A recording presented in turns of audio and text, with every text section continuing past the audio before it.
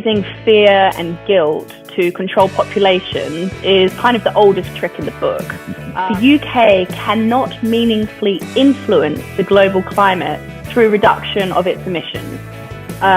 Leaving international agreements and repealing the Climate Change Act is necessary to abolish net zero. Hello, and a warm welcome to the Reform Party podcast. Today I've got a very special guest, and it's Annika Sweetland. Hello, Annika. Hello, Ken. Hi. You've had a busy time recently, haven't you? Because last month you were in Zurich, was it? Yes. And you gave what has become a very popular speech to the World Prosperity Forum. And then last week you were on GB News with Lee Anderson. Mm-hmm. And am I right in saying that next month you're publishing a new paper? Yes, correct. Yeah, so the paper is a policy paper on net zero. My background is in climate science, and then I worked for the Australian government in policy, energy policy. So, I just came to the point where I was like, right, I just need to write a paper on this and kind of get it out of my system. Because as you know, the state of things in this country has gone seriously downhill since, after 20 or 30 years of climate agreements. Am I allowed to say that I've seen the paper? I have read it, and it's absolutely brilliant in my view. It takes on, in meaningful terms, in terms that people will readily understand, what has been going on in the climate change industry over the last 30, 40 years. So I think it's going to be very successful. Thank you. Yeah, we're launching it next month, I believe. It's currently being published by the Bruges Group. So, well, I'll certainly make sure it's circulated. I mean, are you working with Reform on energy policy, or not yet officially? I have been chatting to them about it. I definitely hope to. Right. That is definitely something that I would love to offer Reform and the country when Reform get into power. I think energy policy is such an important area for the economy that you definitely need the right people doing it. Yeah. Well, I've taken an interest in the climate thing since way back in the 90s, I guess. And do you want to just talk people through the various cycles that we've had over the last 20, 30 years in terms of how the climate debate has been and how it's moved on and how it's changed? Yeah. So first, there's no dispute as to whether, the climate is changing. And I think one of the most problematic parts of this argument is the language that's used. So because it's called climate change, and then that's made out to be a really bad or scary thing, the climate does change. It always has, long before we were here, and it will do long after we're here. It's due to natural processes that have been taking place for hundreds of million years. It's entirely predictable. And as humans, we could never stop it. So that's kind of why it's helpful at the outset, just to distinguish between man-made climate change, or the idea of man-made climate change, and what I call natural climate change, which really should have been the climate change we all learned about in school. But this has been a story that has been going since really the late 60s. And, I've had people come up to me at Reform meetings and say that when they were in school, they were afraid of this ice age. And that was the story back then. So in the 70s, it was all about this impending ice age. And then that shifted in the late 80s to global warming. But I think somewhere in the middle, maybe while you were at school, Ken, were you always in fear of nuclear war at school? I mean, were you doing drills in your classroom and that sort of thing? Well, I can't quite remember the Cuban Missile Crisis, but just very, very vaguely. But I have to say, I mean, they have tried to use fear to control the population for years over many different subjects. And I became convinced quite early on that they were using the fear of climate change for exactly that purpose. Yeah, for sure. Using fear and guilt to control populations is kind of the oldest trick in the book. Governments, corporations, NGOs, religious groups, they all use this tactic. And I mean, myself with the climate story, this is something I've been told since I was a young girl at school. And at the time, it made me feel fairly anxious. And this is something that, is seen in the 80s when escalations rose in the Cold War missile era. A lot of teenagers in that time were anxious. And that is actually where the kind of punk era came from, kind of a fatalistic, no future subculture. Yeah. So I don't know what you think about I that, remember Ken. that bit, Annika. Yeah. Happy to get into, well, it definitely produced some good music, didn't it? It did. It didn't have. Yeah. So, but basically, the fear creates urgency and guilt creates moral pressure. And the emotional formula back then and for all of these cycles was identical to today's. So you show distant suffering, and I talk about this in my paper. So 177,000 potential climate change refugees. You tell the audience that climate change has caused it. You suggest that the only major interventions that can solve it are political and economic. And then you say, we don't actually have time to properly scrutinize this because time is of the essence. And then they heavily imply that if we resist these interventions, we're complicit in the suffering. And it's a classic tactic. You make the public feel guilty and afraid. So in this headspace, this is our flight and fight response. And actually, in this space of fear, we're actually a lot more compliant. And this is kind of the psychology behind it. And it's a classic tactic. You make the public feel guilty and afraid, and they'll be far less likely to question whatever solution is rolled out in response. And it's worked terribly well, hasn't it? Because if you look at our young people in particular, the people who are going for Extinction Rebellion and all these kinds of nasty extreme movements, who are on the climate change bandwagon, effectively. These people, the reason they go for these extremes is because they're terrified, isn't it? Yes, absolutely. You're 100% spot on there. I was terrified at university. And it also made me very upset, maybe a bit depressed, anxious, and completely just disillusioned with the world, because not only are you terrified, but you're forced into believing that actually no one cares and no one is doing anything. So it can definitely send you crazy. I think it's a story that, well, we've seen what these extreme people on the left are like. They can get very violent, very abrupt. And it is driven by fear. I'm sure of it. And of course, they used very much similar tactics for the COVID epidemic, didn't they?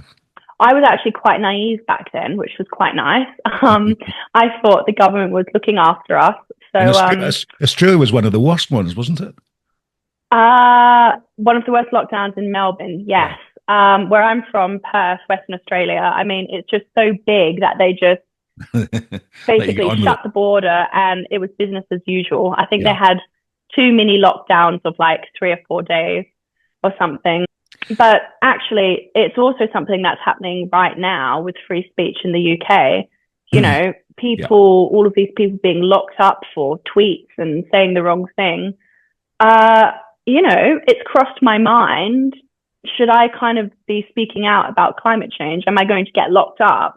And an act that the EU passed just a couple of weeks ago, they are going, I know, they're on a projectile to make speaking out against man-made climate change illegal. They're telling the truth about climate change, i.e. that it's natural and that we don't actually have anything to fear.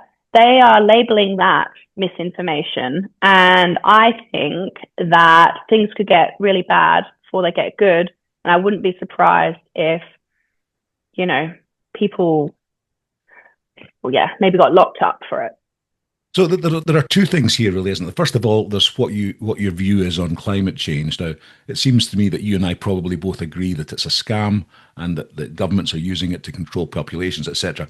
But even if you cede that and say, well, for somebody who doesn't believe that, we've got a particular problem in the UK, haven't we? Because we've got a government who is imposing something called net zero, which even if you accept that climate is changing and that man is causing it, can you explain why it is that net zero is so illogical?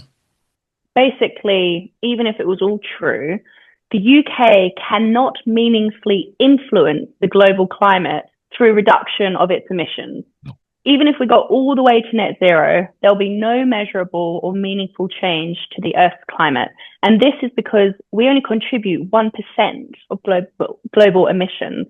So if you take that 1% away, you're still left with 99%. I mean, it's completely a drop in the ocean, unfortunately.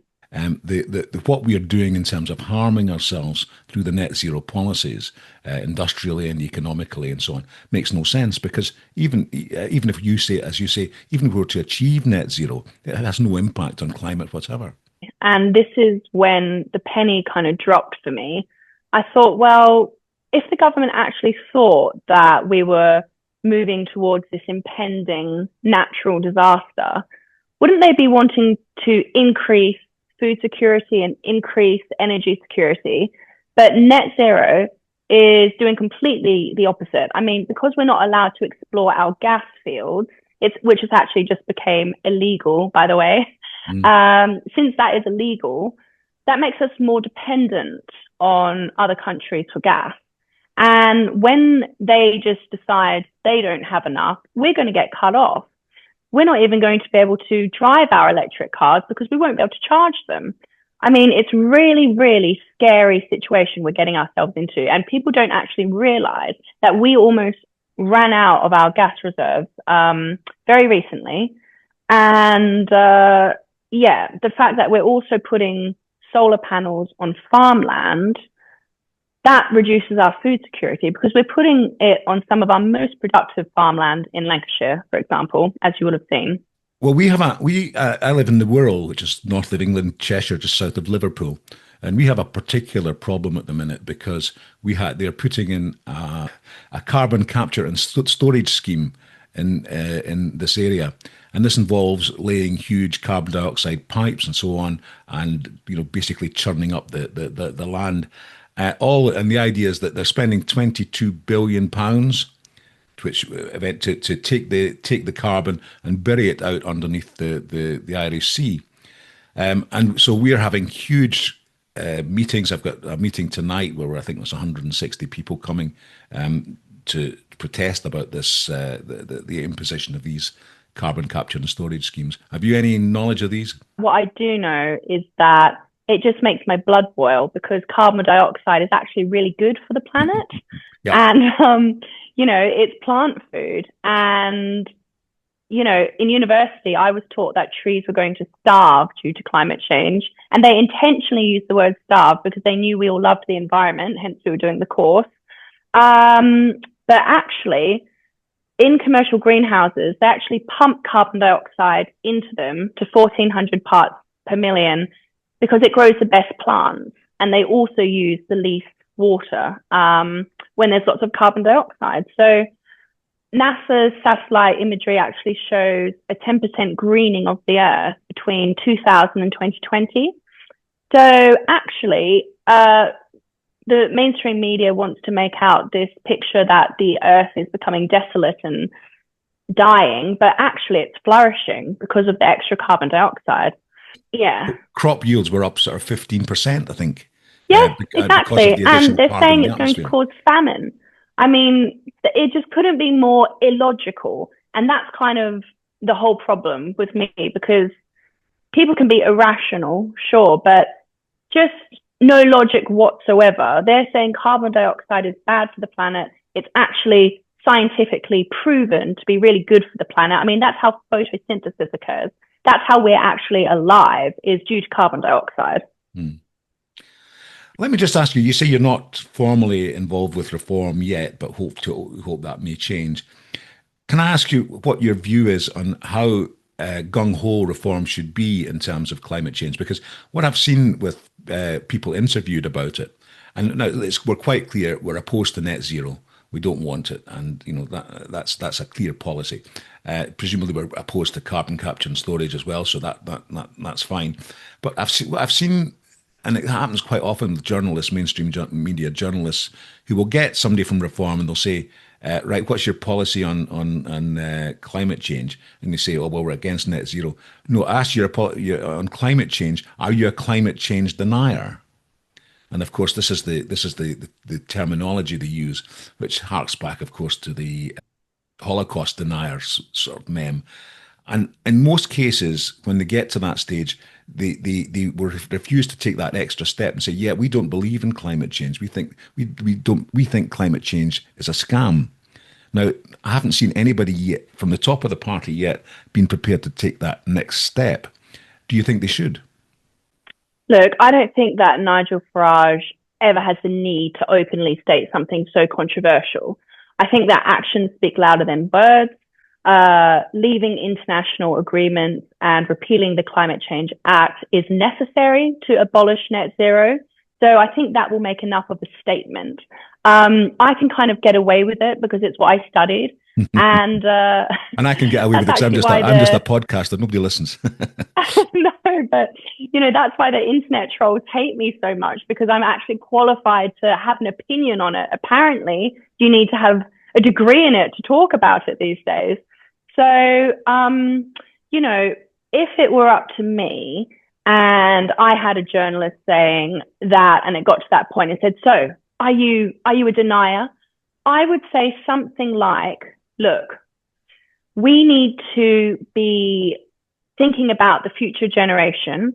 We need to make sure that children are learning factual information in schools. And therefore, we will be teaching natural climate change. Natural climate change is a huge part of our life. The climate changes all the time. There's 1,500-year cycles, and these are warming and cooling cycles. And then you have the bigger picture, which is the ice age cycles, which is about every 100,000 years. So the Earth naturally moves in and out of ice ages, and it warms and cools. So from 1400 to 1900, we were in the Little Ice Age, where, they had the frost fairs at the River Thames. This sort of stuff is interesting. People are interested that the Thames used to freeze over. The Earth is our home. It's where we live. We're invested in its future. We want to know what's happening with the weather. It's the first thing the farmers check and the last thing they check when they go to sleep. I mean, we're inbuilt to care about the weather. And then, of course, at this point, the reporter would say, well, Annika, that's all very interesting. But what I asked you was, are you a climate change denier? Well, I guess I would say something like, look, man-made climate change has never, ever been proven. So I would never teach something that hasn't been proven, because that is not science. And consensus is not science. As soon as someone says the science is settled, I mean, sorry, that's not actually science. That sounds like a bit of a dictatorship. Yeah, I hear what you're saying, and you're absolutely right, of course. I was just trying to make the point that in certain areas, and this is one of them, that the mainstream media can get steam rolling. A frenzy. Yeah, you can't stop it. And you can't, it's very difficult to stand up and say, sorry, I don't believe that. I was recently asked when I was on GB News with Lee Anderson, he was a Labour unionist. He asked me, he said, so do you believe in climate change or not? And I said, I comfortably said, I'm a climate skeptic. And I feel I feel like I can say that, like I say, because I studied it for 4 years.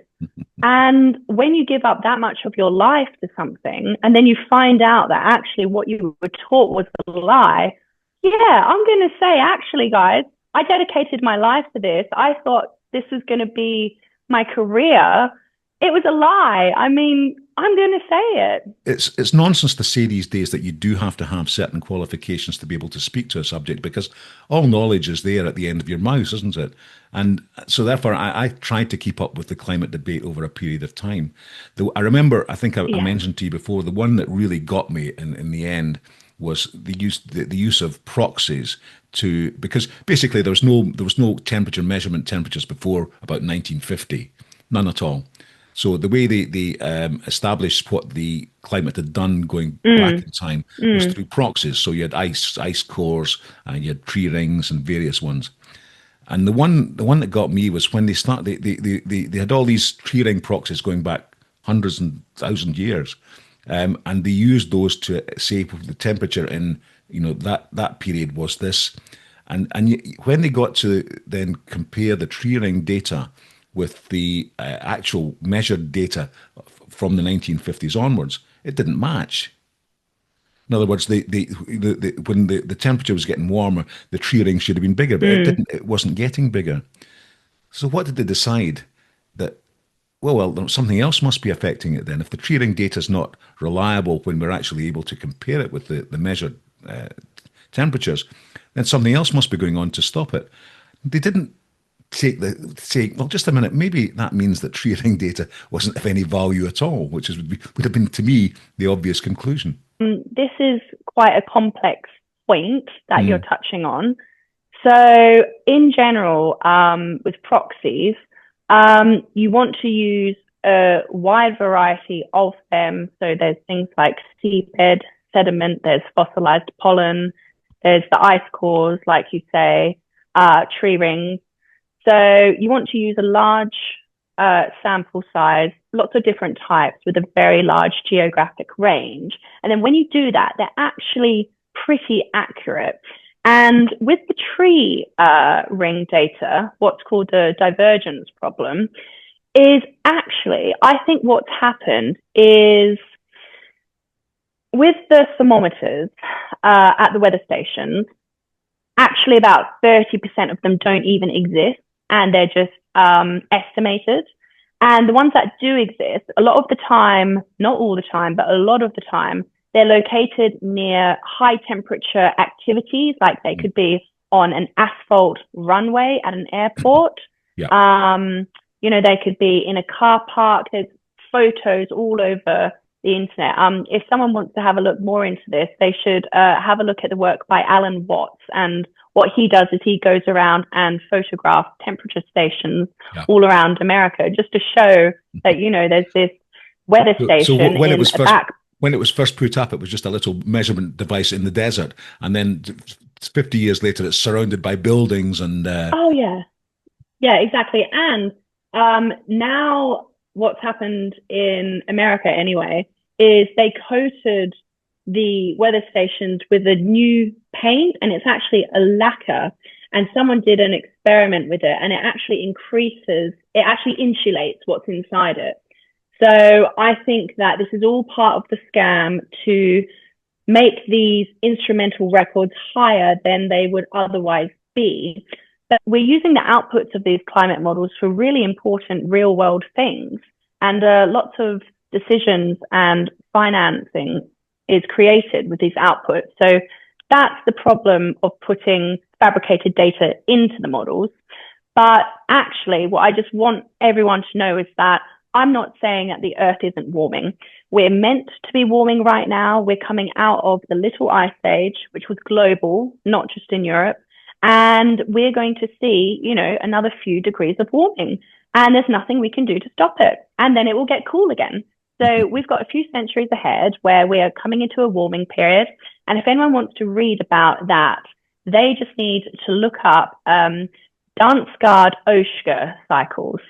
And in 1984, Willy Dansgaard of Denmark and Hans Oeschger of Switzerland published their analysis of the oxygen isotopes in the first ice cores, which are extracted from Greenland, which was some of the proxy data you mentioned, Ken. And they found this cycle. So over the last million years, we've had 600 cycles of warming and cooling, and they're approximately 1,500 years. And temperature proxies that gather evidence is all over the world So this is actually natural climate change, and it's completely normal. Carbon dioxide is fantastic for the planet. It does not control temperature whatsoever. And yeah, that's basically summarizes the story. Great. Well, look, I think we shouldn't underestimate the difficulties that we're going to have. I mean, I know this carbon capture thing at the moment. We're able to get people to say, "Oh yes, I don't want my back garden dug up for a pipeline." But no, I don't want to say that I don't believe in climate change either. What I'm saying is that the narrative that they've spun is still very strong, and it's going to take quite a lot of information and work to get it knocked down in the Yeah, next few years.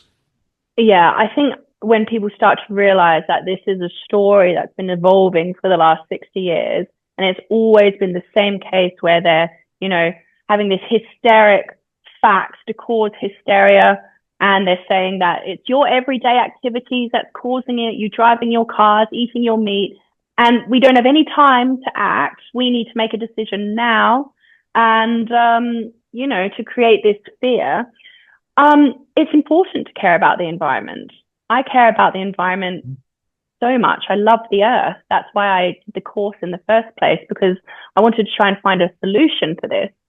And, we can have environmental stewardship without making everyone think that the world is going to end. And unless you are complicit, then you're part of the problem. So, yeah, I think people are waking up. And yeah, if there's anything I And can and do and, and to, ultimately we've nothing to worry about because, as you say in your yeah, paper, that the Earth can fix itself, and there's examples of that going back hundreds of years. yeah, exactly. I definitely believe that the Earth is an intelligent system and it has many feedbacks. And yeah, I mean, it's been here for about 4.5 billion years. So I And don't think it's there is going a certain anywhere anytime arrogance, and soon. there's a certain arrogance in man, isn't there, who says we are so important on this earth that we are the people who are causing this warming. There's an arrogance in that as well, isn't there? Yeah, and as we know, it's no coincidence that children at school, if you were taught at school about natural climate change and your teacher said, so, it's going to be really great for the next few hundred years, we're going into a warming and it's going to be similar to the medieval climate optimum. And, severe weather and storms are going to decrease and crop yields will increase and the winters will be milder. That's what we've got coming in the next few hundred years in Europe.